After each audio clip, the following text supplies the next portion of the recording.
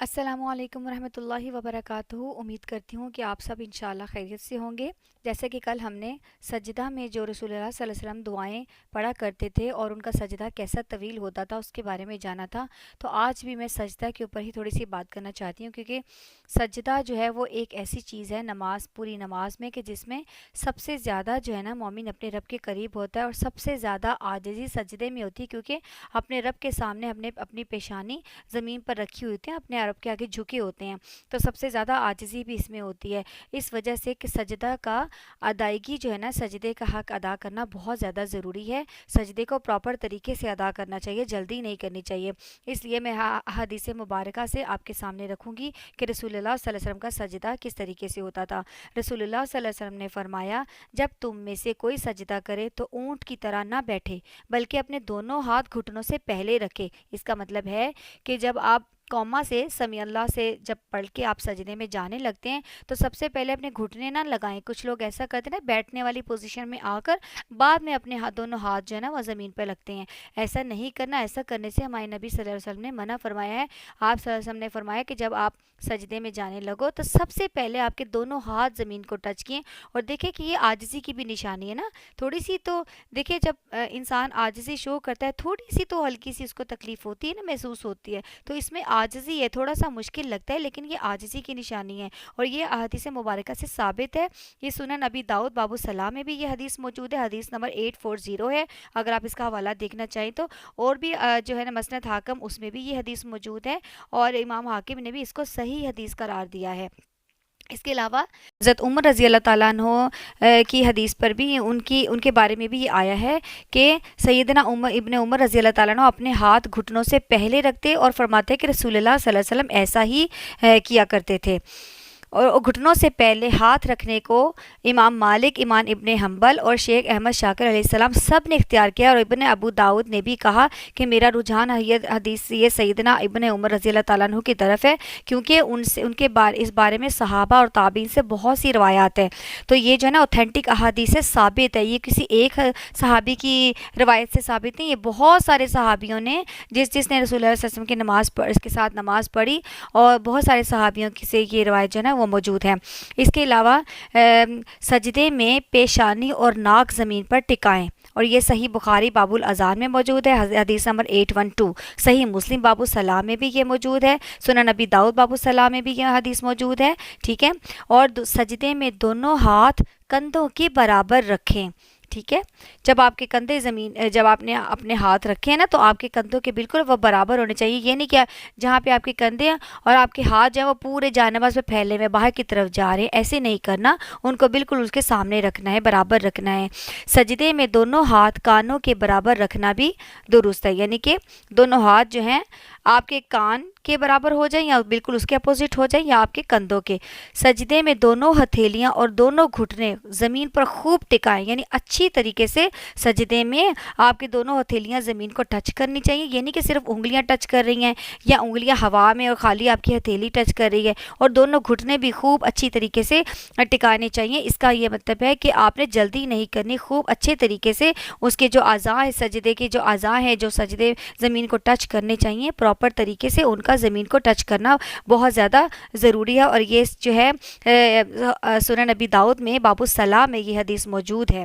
اس کے علاوہ نبی کریم صلی اللہ علیہ وسلم نے فرمایا، اس شخص کی نماز نہیں جس کی ناک پیشانی کی طرح زمین پر نہیں لگتی، یعنی کہ جس طرح آپ کی پیشانی زمین کو ٹچ کرتی ہے سجدے میں، اس طرح آپ کا ناک بھی ٹچ کرنا ضروری ہے۔ دیکھیں ناک کا ٹچ کرنا کتنی بڑی عاجزی کو ظاہر کرتا ہے نا، جیسے ہم آج جس ساری زندگی انسان اس ناک کے لیے جیتا ہے نا، کہ میری ناک اونچی ہو، میرا ناک نہ کٹ جائے، فلاں یہ نہ ہو جائے، میری اپنی عزت بڑھانے کے لیے کرتا ہے، وہی ناک ہم اپنے رب کائنات کے سامنے زمین پر رکھتے ہیں، تو یہ رکھنا ضروری ہے۔ اس کے علاوہ پاؤں کی انگلیوں کے سرے قبلے کی طرف موڑے ہوئے رکھیں، اور دونوں قدم بھی کھڑے رکھیں، یعنی آپ کے پاؤں جو ٹیڑھے میڑھے نہ ہو، اور آپ کے پاؤں کی جو انگلیاں ہیں نا وہ قبلے کی طرف مڑی ہوئی ہوں۔ کئی لوگ جیسے مرضی پاؤں سجدے میں رکھ دیتے ہیں، لیکن یہ سنت سے ثابت نہیں ہے۔ سنت سے جو طریقہ ثابت ہے نا وہ یہی ہے، صحیح بخاری میں باب الاذان میں حدیث نمبر 828 میں، اور سنن نسائی میں حدیث 1159 میں، اور صحیح مسلم باب الصلاۃ حدیث نمبر 486 میں۔ دیکھیں میں نے آپ کے سامنے 3 احادیث رکھ دی، اور بھی اس کے علاوہ حدیث کی کتابوں میں یہ حدیث موجود ہے کہ رسول اللہ صلی اللہ علیہ وسلم کا یہ طریقہ تھا کہ پاؤں کی انگلیوں کو ان کی جو پاؤں کی انگلیاں ہوتی تھی وہ قبلے کی طرف مڑی ہوئی ہوتی تھی اور دونوں پاؤں سیدھے کھڑے ہوتے تھے، ٹھیک ہے. ایڑیوں کو ملائیں، ایڑیوں کو ملانے کی حدیث بھی ثابت ہے.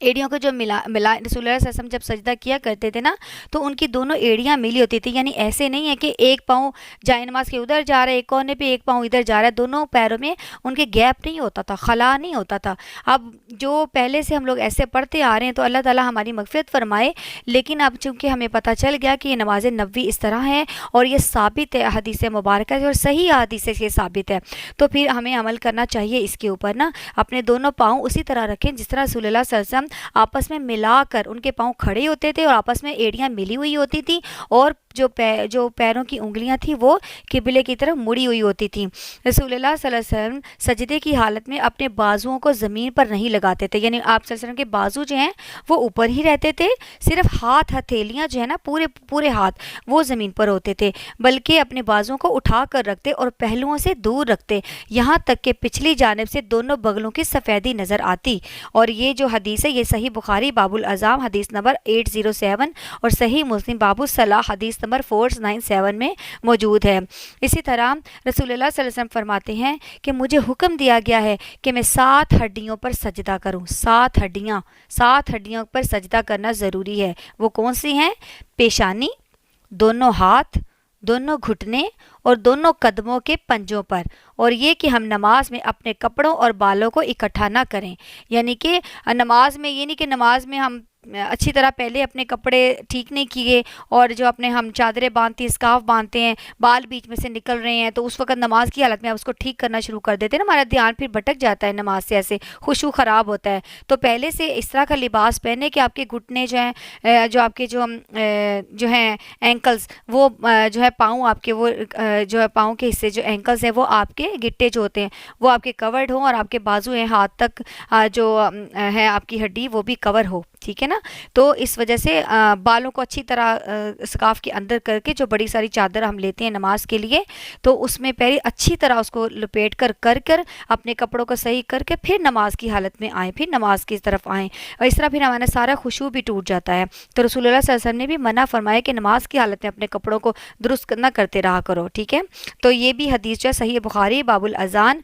میں موجود ہے حدیث نمبر 812809، صحیح مسلم باب الصلاح حدیث نمبر 490 میں بھی یہ موجود ہے. اس سے ہر مسلمان بہن بھائی کے لیے ضروری ہے کہ وہ سجدے میں ان 7 اعضاء کو خوب اچھی طرح مکمل طور پر زمین پر ٹکائے. اب دیکھیں ان میں جو 7 اعضاء بتائے ان میں دونوں بازو نہیں ہیں، کوہنیاں نہیں ہیں. دیکھیں ہم جو خواتین کیا کرتی ہیں کہ ہم اپنے پورے بازو پہ پھیلا دیتی ہیں، عورتیں جو ہیں وہ بازو نہ بچھائیں. بہت سی عورتیں سجدے میں بازو بچھا لیتی ہیں اور پیٹ کو رانوں سے ملا کر رکھتی ہیں اور دونوں قدم بھی زمین پر کھڑے نہیں کرتی. واضح ہو کہ یہ طریقہ رسول اللہ صلی اللہ علیہ وسلم کے فرمان اور سنت پاک کے خلاف ہے. رسول اللہ صلی اللہ علیہ وسلم فرماتے ہیں تم میں سے کوئی مرد یا عورت اپنے بازو سجدے میں اس طرح نہ بچھائے جس طرح کتا بچھاتا ہے. اور یہ حدیث صحیح البخاری میں باب الاذان میں حدیث نمبر 822 میں موجود ہے اور صحیح مسلم باب الصلاح باب الاعتدال فی السجود حدیث نمبر 493 میں یہ حدیث موجود ہے. اب اگر آپ کہیں کہ جو ہے نا ہم تو فلاں گروپ سے تعلق رکھتے ہیں اور ہمارے تو جو ہے نا وہ اس طرح نہیں سجدہ کرتے، ہمارے تو بڑے جو شروع سے اس طرح سجدہ کرتی آئی ہیں خواتین، تو دیکھیں آپ کے سامنے میں نے حدیث کی ریفرنس رکھ دی ہے اور صحیح بخاری اور صحیح مسلم یہ 2 ایسی حدیث کی کتابیں ہیں جن کو ہر گروپ ہر فرقے والے کوئی بھی پوری دنیا میں کوئی مسلم ان احادیث کا انکار نہیں کرتا، سب اس کو مانتے ہیں اور یہ صحیح احادیث ہیں جو میں نے آپ کے سامنے رکھی ہیں. صحیح بخاری صحیح مسلم نے نا جو امام بخاری تھے اور امام مسلم وہ جب تک تصدیق نہیں کر لیتے تھے نا کوئی حدیث کو اپنی کتابوں میں شامل نہیں کرتے تھے جب تک ان کو تسلی نہیں ہو جاتی تھی کہ یہ واقعی رسول اللہ صلی اللہ علیہ وسلم سے یہ عمل ثابت ہے اور واقعی یہ صحیح حدیث ہے. تو اس وجہ سے سارا جو پوری امہ جو ہے نا وہ ان کا اجتماع ہے اس کے اوپر صحیح بخاری صحیح مسلم کو وہ یعنی کہ وہ اس کو پراپر مانتے ہیں، اوتھینٹیکیٹڈ حدیث مانتے ہیں. تو اس طرح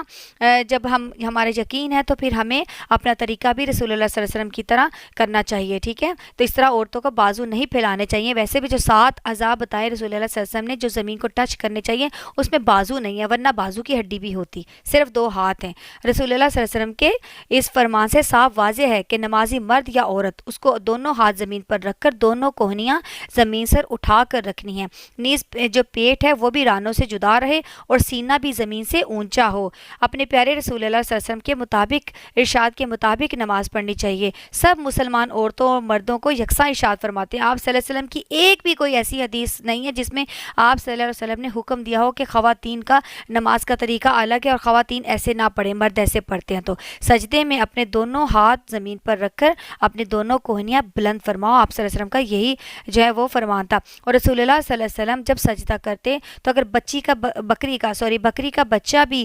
گزرتا نا تو ان کے بازوؤں کے نیچے سے گزرنا چاہتا تو گزر سکتا تھا. مطلب آپ صلی اللہ علیہ وسلم کے بازو اتنے اونچے ہوتے تھے کہ چھوٹا بکری کا بچہ بھی گزرنا چاہتا تھا تو آپ کے بازو کے نیچے سے گزر سکتا تھا. اور یہ صحیح مسلم باب الصلاۃ باب الاعتدال فی السجود حدیث نمبر 496 میں موجود ہے. اب دیکھیں سجدہ جو ہے وہ صحیح طریقے سے ادا ہوگا، ہمارے ساتھ جو اعضاء بتائے وہ پورے طریقے سے زمین پر ٹکے ہوں گے اور ہمارا جو ہے نا سارے کچھ بال سکارف ہر چیز کپڑے اپنی اپنی جگہ پر ہوں گے تو ہمارا سجدہ اچھا ہوگا، خشوع ہوگا. پھر ہم اطمینان سے جو سجدے میں پڑھنے والی جو دعائیں ہیں وہ پڑھیں گے کیونکہ سجدہ قرب الہی کا باعث ہے. سیدنا ابو ہریرہ رضی اللہ تعالیٰ عنہ روایت کرتے ہیں کہ رسول اللہ صلی اللہ علیہ وسلم نے فرمایا دراصل بندہ سجدے کی حالت میں اپنے رب سے بہت نزدیک ہوتا ہے، لہٰذا سجدے میں بہت دعا کرو. یہ صحیح مسلم باب الصلاۃ حدیث نمبر 482 میں موجود ہے. اللہ تعالیٰ تو بندے سے ہر حال میں نزدیک ہوتا ہے لیکن سجدے کی حالت میں بندہ اس کے اور زیادہ نزدیک ہو جاتا ہے. اسی وجہ سے رسول اللہ صلی اللہ علیہ وسلم سجدے میں بڑی عاجزی اور اخلاص کے ساتھ دعائیں مانگا کرتے تھے. رسول اللہ صلی اللہ علیہ وسلم عام طور پر زمین پر سجدہ کرتے تھے، اس لیے مسجد نبوی میں فرش نہیں تھا نا اس وقت. تو آپ کو پتہ ہے ریت اور صحرا کے اوپر تو ہوتا تھا. یہ عرب جو ہے سارا ابھی بھی جو عرب ملک ہے وہ سارے صحرا کے اوپر ہی تو انہوں نے بنائے ہوئے ہیں نا. تو اس وقت اس طرح کے پکے فرش تو نہیں ہوتے تھے، کچی مٹی کچی زمین کے ہوتے تھے. تو صحابہ کرام رضی اللہ تعالیٰ عنہ بھی سخت گرمی میں نماز ادا کرتے تھے اور زمین کی گرمی کی وجہ سے اگر وہ زمین پر پیشانی نہ رکھ سکتے تو سجدے کی جگہ پر کپڑا رکھ لیتے اور اس پر سجدہ کرتے. اب دیکھیں انہوں نے کتنی تکلیفیں برداشت کی. آج کل ہمارے تو مسجدوں میں کتنے پکے فرش اس کے اوپر مسلے بچھے ہوتے ہیں اور اے سی لگے ہوتے ہیں، کوئی اس طرح کی بات ہی نہیں ہے. اتنی آسانیاں اپنے گھروں میں ہم اپنے کمروں میں پنکھے چلا کر ایئر کولر چلا کر یا اے سی چلا کر ہم نمازیں پڑھتے ہیں. پھر بھی ہم لوگ جلدی کریں تو پھر یہ تو کوئی بات ہی اس طرح پھر قبولیت تو نہیں ہوگی نا نماز کی. اس طرح اگر ہم جلدی کریں گے آج کل آسانیوں کے دور میں آسائشوں کے دور میں بھی اگر ہم پورے طریقے سے سجدہ ادا نہیں کریں گے پھر ہم کیسے امید رکھ سکتے ہیں کہ ہماری نمازیں قبول ہوں گی، ہمارے سجود جو ہیں وہ قبول ہوں گے. تو اس لیے میری جو ہے نا سب بہنوں سے یہی درخواست ہے کہ جس طرح میں نے آپ کو ایکسپلین کیا رسول اللہ صلی اللہ علیہ وسلم کا سجدہ کیسا ہوتا تھا تو ہمیں بھی ان کی سنت پر عمل کرتے ہوئے اپنے سجدوں کو بہتر کرنا ہے. تو اللہ تعالیٰ سے میری دعا ہے کہ اللہ تعالیٰ ہم کو جو ہمارے سجود کو بہتر کر دے، ہماری پوری نمازوں کو بہتر کر دے، اس طرح سے نماز ادا کرنے کا جو ہے نا ہمیں اس طرح نماز ادا کرنے کی توفیق عطا فرما دے، اس طرح سے سجود ادا کرنے کی توفیق عطا فرما دے جس طرح اس کو پسند ہے اور جس طرح ان کو ادا کرنے کا حق ہے. کیونکہ سجدہ جو ہے جنت میں داخلے کا باعث ہے. رسول اللہ صلی اللہ علیہ وسلم نے فرمایا جب آدم کا بیٹا مومن یعنی مومن سجدے کی آیت پڑھتا ہے نا اور پھر پڑھنے اور سننے والا سجدہ کرتا ہے تو شیطان روتا ہوا ایک طرف کہتا ہے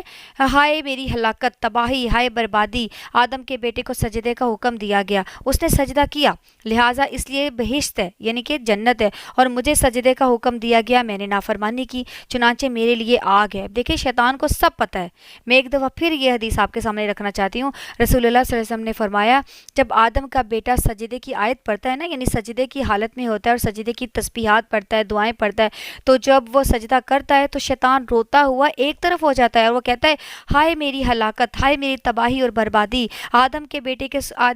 کو سجدے کا حکم دیا گیا اور اس نے سجدہ کر دیا لہٰذا اس کے لیے تو جنت ہے اور مجھے سجدے کا حکم دیا گیا میں نے نافرمانی کی چنانچہ میرے لیے آگ ہے۔ اور سجدہ لمبا کرنا بھی رسول اللہ صلی اللہ علیہ وسلم کی سنت سے ثابت ہے۔ رسول اللہ صلی اللہ علیہ وسلم کا سجدہ رکوع کے برابر لمبا ہوتا تھا، اور کبھی کبھی کسی عارضے کی بنا پر یعنی کسی وجہ سے اور زیادہ لمبا کر دیتے تھے، جیسے کوئی جنگ کا ہوتا نا، میدان جنگ ہوتا، غزوہ ہوتا، یا پھر کوئی جیسے سورج گرہن کے ہوتا، یا کوئی اس طرح کی بات ہوتی پریشانی کی، تو رسول اللہ صلی اللہ علیہ وسلم جو ہے نا اس وقت سجدے کو لمبا کر دیا کرتے تھے۔ ایک دفعہ آپ ظہر یا عصر کی نماز میں حسن رضی اللہ تعالیٰ عنہ یا حضرت حسین رضی اللہ تعالیٰ عنہ کو اٹھائے ہوئے تشریف لائے، تو آپ نماز کی امامت کے لیے آگے بڑھے اور انہیں اپنے قدم مبارک کے قریب بٹھا لیا۔ پھر آپ صلی اللہ علیہ وسلم نے نماز شروع کی اور لمبا سجدہ کیا۔ جب آپ صلی اللہ علیہ وسلم نے نماز ختم کی تو لوگوں نے عرض کیا، اے اللہ کے رسول صلی اللہ علیہ وسلم، آپ نے اس نماز میں ایک سجدہ بہت لمبا کیا، یہاں تک کہ ہمیں خیال گزرا کہ کوئی شاید واقعہ رونما ہو گیا ہے یا پھر وحی نازل ہو رہی ہے۔ تو آپ صلی اللہ علیہ وسلم نے فرمایا، ایسی کوئی بات نہیں، بس میرا بیٹا میری کمر پر سوار ہو گیا تو میں نے یہ بات پسند نہ کی کہ جلدی سے سجدے سے جلدی سر اٹھا کر اسے پریشانی میں مبتلا کروں۔ اس کا مطلب ہے کہ چھوٹے بچے جو ہیں ان کو سمجھ نہیں ہے نا، تو ہم لوگ بچے کبھی نماز پڑھتے آ کے ماؤں کا تنگ کر دیں یا ان کے اوپر چڑھتے ہیں، ہم تو جھڑک کر ڈانٹ کر پیچھے کر دیتے نا، تو بچے ہوتے ہیں نا، معصوم ہوتے ہیں، تو ان کی جو ہے نا اس چیز سے درگزر کرنا چاہیے۔ یہ بھی صحیح حدیث سے یہ واقعہ جو ہے وہ ثابت ہے، صحیح مسلم میں موجود ہے یہ واقعہ، صحیح سنن نسائی میں بھی یہ موجود ہے۔ اسی طرح رسول اللہ صلی اللہ علیہ وسلم ربیعہ بن کعب رضی اللہ تعالیٰ عنہ روایت کرتے ہیں کہ میں رسول اللہ صلی اللہ علیہ وسلم کی خدمت میں رات گزارتا تھا، آپ کے لیے وضو کا پانی اور آپ کی دیگر ضرورت یعنی مسواک وغیرہ کا خیال رکھتا تھا۔ ایک رات خوش ہو کر آپ صلی اللہ علیہ وسلم نے مجھے فرمایا، کچھ دین اور دنیا کی بھلائی مانگو مجھ سے، یعنی کہ مجھ سے دعا کروانا چاہتے ہو، کوئی مانگو، کیا مانگتے ہو؟ تو میں نے کہا مجھے جنت میں آپ کی رفاقت چاہیے یا رسول اللہ، میں بہشت میں یعنی جنت میں آپ کی رفاقت چاہتا ہوں، آپ کا ساتھ چاہتا ہوں۔ آپ صلی اللہ علیہ وسلم نے فرمایا کہ اس کے علاوہ کوئی اور چیز؟ میں نے کہا بس یہی۔ پھر آپ صلی اللہ علیہ وسلم نے فرمایا، بس اپنی ذات کے لیے سجدوں کی کثرت سے میری مدد کرو، یعنی کہ رسول اللہ صلی اللہ علیہ وسلم تو خود کثرت سجود کرتے تھے، آپ صلی اللہ علیہ وسلم نے فرمایا کہ میری مدد کرو۔ اس کا مطلب ہے کہ آپ لوگ بھی سجدے زیادہ کرو، سجدوں میں کثرت کرو، زیادہ سے زیادہ اللہ کے آگے سجدے کیا کرو، سجدے کی حالت میں دعائیں مانگا کرو۔ تو پھر انشاءاللہ تعالیٰ اس صحابی کی طرح جو انہوں نے یہ خواہش ظاہر کی کہ وہ رسول اللہ صلی اللہ علیہ وسلم کا ساتھ چاہتے تھے، تو ہم کیوں نہ کثرت سجود کرے؟ کیا ہم نہیں چاہتے اپنے رسول اللہ صلی اللہ علیہ وسلم کا ساتھ؟ کیا ہم ان کو دیکھنا نہیں چاہیں گے جنت میں؟ دیکھنا چاہیں گے نا، آخر ہمیں اپنی نبی صلی اللہ علیہ وسلم سے محبت ہے، تو پھر ہمیں بھی جو ہے نا سجود کی کثرت کرنی چاہیے اور اس طریقے سے سجدہ ادا کرنا ہے جس طرح رسول اللہ صلی اللہ علیہ وسلم فرمایا کرتے تھے، خشوع کے ساتھ اور اس طریقے سے پورے اعضاء جن کا زمین پر رکھنے کا حق ہے اس طریقے سے، ٹھیک ہے، اور پوری جو دعائیں ہیں سجود کی وہ بھی آہستہ آہستہ یاد کریں اور ان کو اپنے سجود میں شامل کریں، ٹھیک ہے۔ امید کرتی ہوں کہ انشاءاللہ تعالی